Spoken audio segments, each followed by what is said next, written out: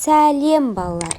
Математика пәнінен 110-шы сабақ монеталарды санау тақырыбын өтеміз. Балалар, бірінші тапсырмаға қарайық. Бірінші тапсырма. Балалар жинақ қобдишаны ашпақ болды. Жинақ қобдишада қандай монеталар болуы мүмкін? Оларды ата. Балалар, енді суретте тұрған монеталардың атауын атайық. 1 теңге, 2 теңге, 5 теңге, 10 теңге, 20 теңге, 50 теңге және 100 теңге. Осы монеталар жинақ қобдишасында болуы мүмкін. Балалар, жақсы, жарайсыңдар. Енді балалар, әрбір әмиянда қандай монеталар болуы мүмкін, анықтайықшы. Бірінші сырымда 10 теңге, әлияда 15 теңге, санатта 18 теңге. Енді ішінде неше монета болғанын анықтайық.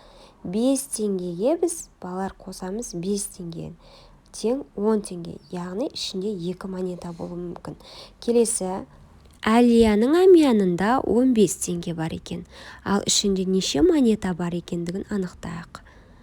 10 теңге және 5 теңге болуы мүмкін, ішінде 2 монета болуы мүмкін. Келесі, санатта 18 теңге, оның әмиянында 10 теңге және 5 теңге және 2 теңге және 1 теңге болуы мүмкін. Яғни әмиянында 4 монета болуы мүмкін. Жақсы балалар. Әр әмияннан 5 теңгеден алынды дейді балалар. 10 теңгеден 5 теңгені азайтайықшы. Сырымда 5 теңге қалады. Келесі, әлияда 10 теңге қалады екен, балалар. Келесі, санатта 13 теңге қалады екен. Жақсы балалар, жарайсыңдар.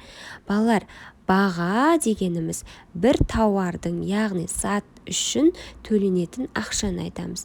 Мысалы, біз дүкенге барып, түрлі шоколадтарды, нандарды және өзімізге қажетті заттарды алатын болсақ, оның ақшасын төлеуіміз қажет екен, балалар. Мысалы, қаймақты алатын болсақ, 90 теңге беруіміз керек. Ал шоколадты алатын болсақ, балалар, 100 теңгені беруіміз керек.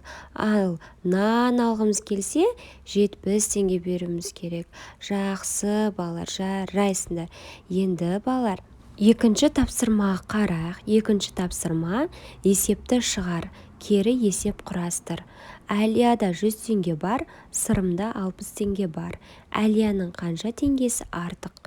Әлия 100 теңге, сырымда 60 теңге. Белгісіз. Әлиядан қарағанда неше теңге артық екендігін анықтауымыз керек. Шешуі: 100 азайтылған 60 тең болады балалар бізде 40. Жауабы әлияда 40 теңге артық екен. Жақсы балалар. Келесі, осы есепке кері есеп құрастырайық. Әлияда 100 теңге, сырымда белгісіз, бірақ әлияға қарағанда 40 теңге кем екен, балалар. Шешуі: 100 азайтылған 40 тең болады бізде 60 болады. Жауабы сырымда 60 теңге бар. Жақсы балалар. Енді балалар, екінші есептің әсіне қарайық. Монеталармен 100 теңгені, 60 теңгені жинап көр. Өзіңнің нұсқаңды жаз. Ал балалар, енді 100 теңгені, 60 теңгені жинайық. 50 теңге қосылған 20 теңге, қосылған 20 теңге, қосылған 10 теңге. Қосындының мәні балалар бізде 100 теңгені құрайды екен. Жақсы балалар. Келесі, 50 теңгенің 10 теңгеге қосындысының мәні 60 теңгені құрайды екен. Жақсы, жарайсыңдар балалар. Олай болса, келесі есепке қараймыз. Сана, сұрақтарға жауап бер дейді. Балалар, суретке қарайықшы. Бірінші әмиянда неше теңгені көріп тұрмыз? 6 теңге. Келесі 10 теңге. Үшінші әмиянда 8 теңге. Төртінші әмиянда 8 теңге. Ал соңғы 5-ші әмиянда неше теңгені көріп тұрмыз? Жақсы. 9 теңгені көріп тұрмыз. Олай болса, балалар, сұрақтарға жауап берейік. Қайсы әмиянда ақша аз екен, балалар? Дұрыс айтасыңдар, бірінші әмиянда. Қайсы әмиянда ақша көп екен, балалар? Дұрыс айтасыңдар, екінші әмиянда. Қайсы әмиянда монета көп, балалар? Дұрыс айтасыңдар, төртінші әмиянда монета көп екен, балалар? Қайсы әмиянда монета аз екен, балалар? Екінші әмиянда монета аз. Жақсы, балалар, олай болса, төртінші тапсырмаға қарайық, теңдеулерді шеш делінген. Балалар, y қосылған 1 теңге тең бізде, балалар, 10 теңгені құрайды. Енді осы есепті теңдеуді шығарайық. Y-тің бірге қосындысының мәні 10-ға тең. Y тең 10 азайтылған 1, y тең 9-ға тең. 9-дың бірге қосындысының мәні 10-ға тең. 10 тең 10. Келесі есеп.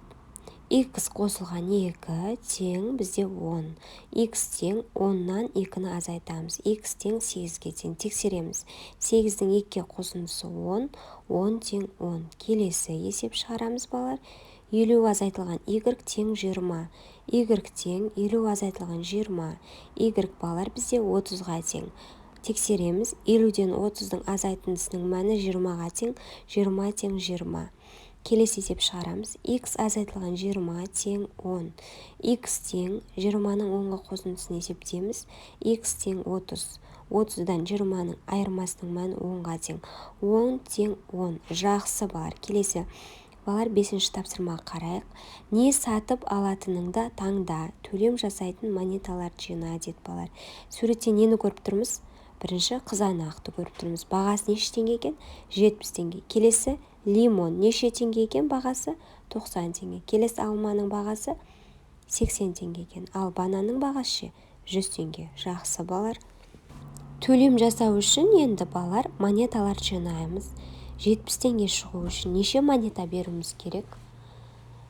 2 монета екен, балалар. 50 теңгені 20 теңгеге қосамыз, 70 теңге шығады екен, балалар. Келесі, балалар, 80 теңге шығу үшін неше монета жинауымыз керек? 3 монета, яғни 50 теңгелік, 20 теңгелік, 10 теңгелік монеталар жинауымыз керек. Келесі 90 теңге шығу үшін неше монета жинауымыз керек? 4 монета, яғни 50 теңгелік, 20 теңгелік, 10 теңгелік және 10 теңгелік монеталар жинауымыз керек.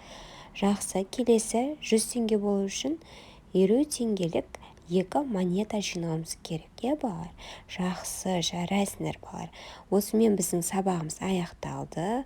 Каналға жазылып, лайк басып, комментария қалдыруды ұмытпаймыз. Сау болыңдар, балалар.